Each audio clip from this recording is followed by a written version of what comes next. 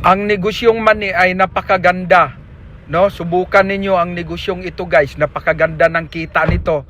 Kumikita ng 2,000, malinis sa isang araw, bumibenta ng 4,000 hanggang 5,000. Pag maganda ang pwesto mo, pumapalo ng 6,000 to 7,000 ang isang araw na nabenta nito, guys.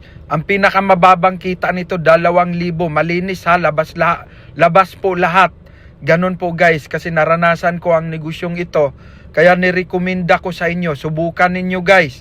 Yung mga nakita ninyong nagmamani dyan sa Cavite, Laguna, Batangas, Bulacan, Metro Manila, karamihan dyan, guys, mga tindiro po yan.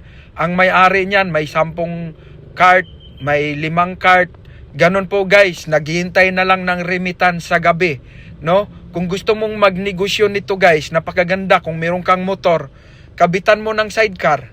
Kabitan mo ng sidecar na katulad nito. Hindi agad-agad nasisira ito. Tapos, pupwisto ka sa tabi ng kalsada, daanan ng mga tao. Papaldo ka dito, guys. Basta wag na wag mong haluan ng bisyo, kahit anong bisyo.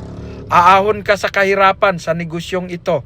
No? Subukan ninyo, magtulungan kayong mag-asawa kaysa mag-abroad kayo, mawalay kayo sa pamilya.